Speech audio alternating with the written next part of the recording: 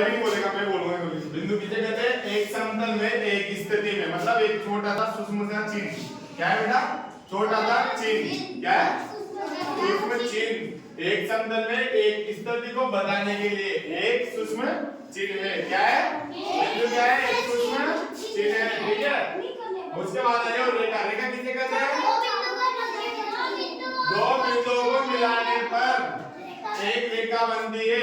जो बिंदुओं को मिलाने पर जो आकृति बनती है उसे रेखा कहते हैं। क्या कहते हैं? रेखा। दो बिंदुओं को मिलाने पर जो आकृति बनती है उसे रेखा कहते हैं। ठीक है। अब त्रिभुज।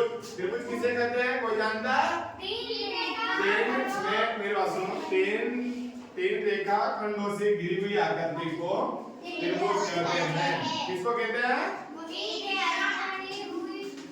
तीन रेखा खंडों से बनी एक सरल आकृति को त्रिभुज कहते हैं, जिसके तीन शीर्ष, तीन भुजाएं और तथा तीन कोण होते हैं। क्या होते हैं बेटा? तीन कोण, तीन भुजाएं, तीन शीर्ष और तीन कोण होते हैं। किसे कहते हैं? त्रिभुज। तीन रेखा खंडों से, तीन, एक, दो और एक नीचे, तीन रेखा खंडों से बनी हुई आकृति को, बंद आकृति को त्रिभुज कहते हैं। क्या कहते हैं? त्रिभुज कहते हैं। अब कोण किसे कहते हैं बेटा? कोण। कोण की क्या? कोण की परिभाषा क्या है? चुपचाप साइड में, बिल्कुल तेरे। दो रेखाओं के मिलने से एक कोण बनता है। मतलब ये दो रेखाएं, एक रेखा और एक रेखा, एक डिग्री का कोण बना, एक 90 डिग्री का एक कोण बन गया। अपने एक रेखा और एक ही रेखा, एक कोण हो गए।